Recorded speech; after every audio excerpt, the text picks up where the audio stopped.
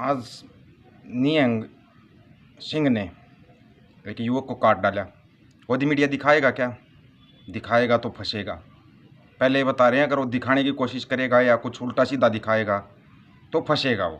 गोदी मीडिया पूरा फंसेगा, नहीं दिखाएंगे वो। क्यों? क्योंकि सबको पता है गलती युवक की थी, पता है सबको। अब सोशल मीडिया पे पता नहीं क्या क्या बवाल मचेगा, वो सबको पता है जो मचाते हो तुम। कुछ याद आया? बहुत दिन पहले मैंने एक बात बताई थी आपको, आनंदपुर साहब दा मत्ता। याद आया क्या? नहीं याद आया तो आज क्लियर बताते हैं आपको। सभी साथियों को नमस्कार। आपका अपना दीपक फौजी। चैनल को सब्सक्राइब, बेल आइकन को दबाना और वीडियो को शेयर करना। आपको पता है जो बच्चे का मन होता है ना, बड़ा पवित्र होता है, बहुत पवित्र। आप बच्चे को कुछ भी सिखाओ, बच्चा मतलब वही करेगा जो उसके मन में होगा, ये सबको पता है। किसको नहीं पता ये बताओ आप। आपको एक चीज़ दिखाता हूँ मैं, ये बच्चों को क्या सिखा रहे हैं, और बच्चे के दिल से वही निकलेगा जो उसके दिल के अंदर होगा। इसलिए बच्चे को भगवान का रूप बोला जाता है।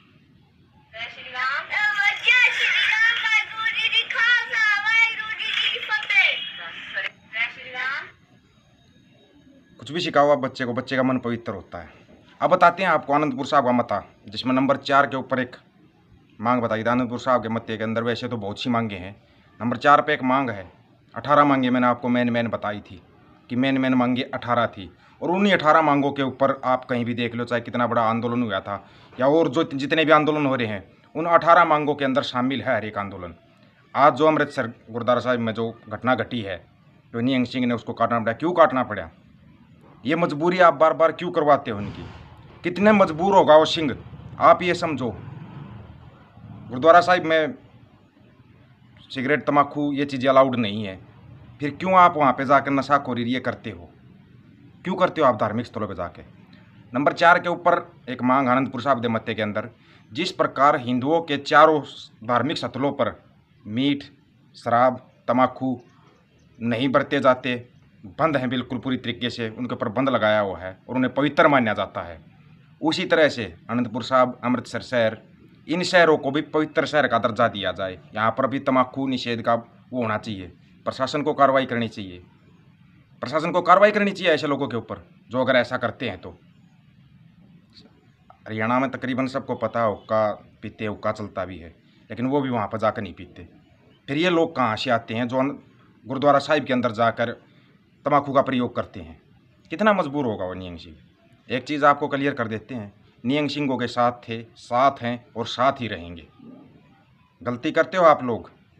अगर आपको लगता है कि आप ठीक कर रहे हो, आनंदपुर साहब दा मत्ता वापिस बता सकता हूँ, वो 18 के 18 मांगे आप लोगों को मैं वापिस। और आप कहीं भी चले जाना, उन 18 मांगों के ऊपर मिलेगा। कितना ही बड़ा आंदोलन करना आप, चाहे देश में करो विदेश में करो, उन 18 मांगों के ऊपर आंदोलन होगा। ये चीज़ आपको बार बार बताई थी। आनंदपुर साहब का जो मत्ता है, वो लोगों को बार बार बताने की ज़रूरत मेरे को ऐसा लग रहा है महसूस हो रही है, बार बार ज़रूरत महसूस हो रही है। वहाँ पंजाबी में लिखा हर एक गुरुद्वारा साहिब के अंदर आपको मिल जाएगा आनंदपुर साहब का मत्ता, आप निकलवा के देखोगे। सिखों ने देश की आज़ादी के लिए बहुत 94% कुर्बानियाँ दी हैं।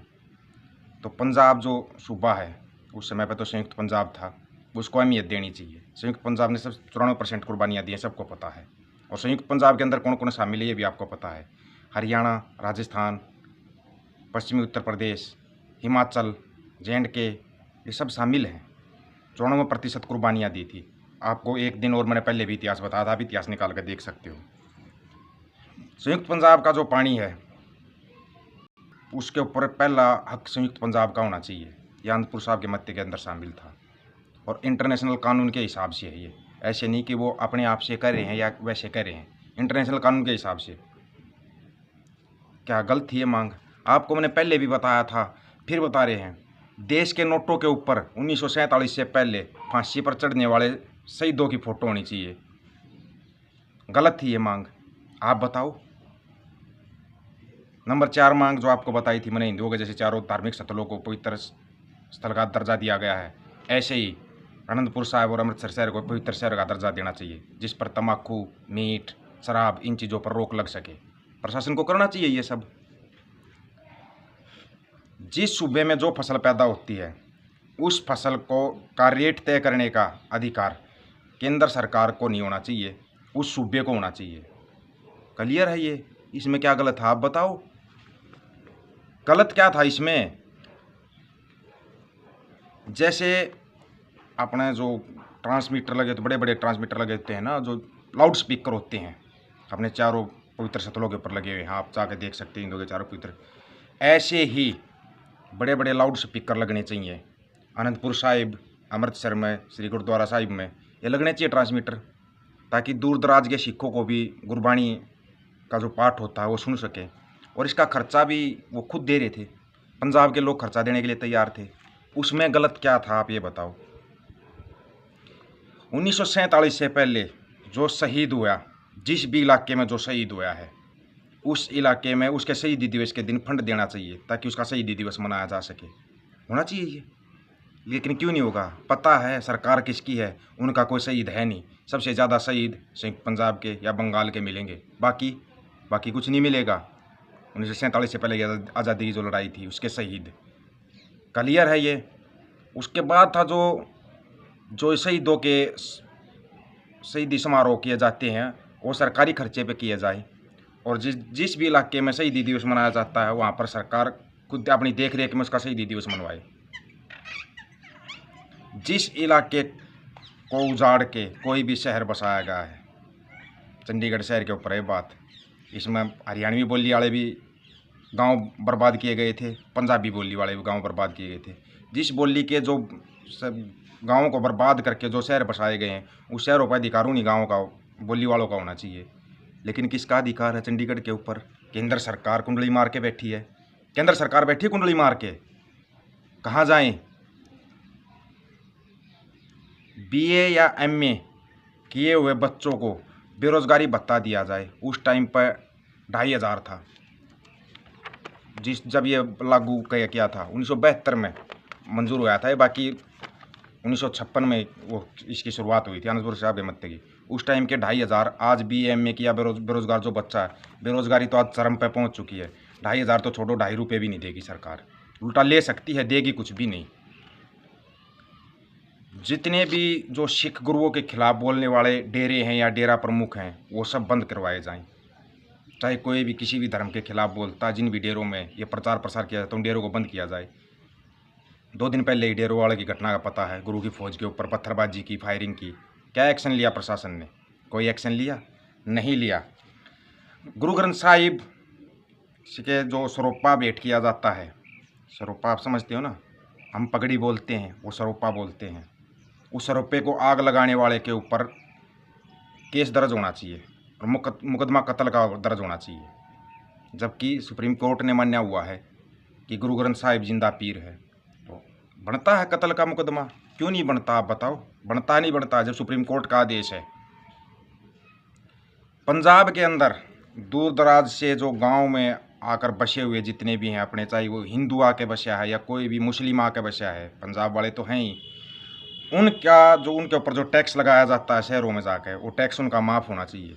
ये गलत था या ठीक था? हम लोग जाते हैं दूसरी स्टेट में, क्यों नहीं गए हैं? पंजाब के अंदर क्या हरियाणा के लोग नहीं हैं, यूपी के नहीं हैं, बिहार के नहीं हैं? वो अगर शहरों में कोई काम धंधा करते हैं तो उनके ऊपर टैक्स माफ़ होना चाहिए। ये गलत कहाँ था इसमें? ये बताओ ना आप, गलत कहते हो आप इसको। पंजाब के बाहर बस रहे और अमीर पंजाबियों को पंजाब में पैसा लगाने की छूट होनी चाहिए। सबको पता है एनआरआई ज़्यादा पंजाब के होते हैं, वो अगर पंजाब में अपना पैसा लगाना चाहते हैं तो उनको छूट होनी चाहिए, लेकिन नहीं है छूट। सबको पता है, आप बता दो पंजाब के अंदर एनआरआई पंजाबी पैसा लगा सकता हो तो छूट है ही नहीं उसको।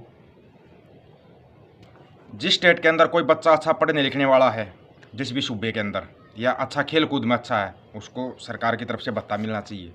देगी सरकार? देगी कहाँ, ले लेगी। अफीम या डोडा खाने वाले के लाइसेंस बनाए जाएं ताकि पंजाब के जो नए नए बच्चे नई पंजीरी बोलते हैं ना, नए युवाओं को नशे से बचाया जा सके। लाइसेंस होगा तभी खरीद सकता है, और लाइसेंस की ही दुकानें होनी चाहिए। और नशे का क्या कहर है वो, अब तो चलो बचाव है, अब तो नशा जहाँ भी होता गुजरात में होता, उसका जिक्र ये गोदी मीडिया आप करेगी नहीं कभी भी, ठीक है। उसके बाद जो आखिरी था वो सभी के लिए था, पुलिस को आदेश दिया जाए कि किसी भी प्रोटेस्ट के अंदर जो भी आंदोलन होता है, कुछ भी होता है, औरतों के साथ गलत व्यवहार ना किया जाए और शाम के बाद किसी भी औरत को अरेस्ट ना किया जाए। यह आनंदपुर साहब के मत्ते के अंदर शामिल था।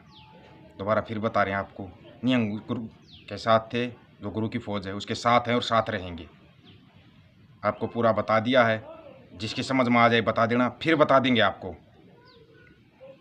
लेकिन किसी पर गलत इल्ज़ाम मत लगाओ। सभी साथियों को राम राम, नमस्कार, आदाब, सत श्री अकाल। वीडियो को शेयर और चैनल को सब्सक्राइब। और दोबारा फिर इसलिए बताया है मैंने, आज उस दिन भी समझ में नहीं आया था आनंदपुर साहब का मत्ता, आज फिर बताना पड़े आपको। अब तो समझ जाना। वीडियो को ज़्यादा से ज़्यादा शेयर ज़रूर कर देना भाई।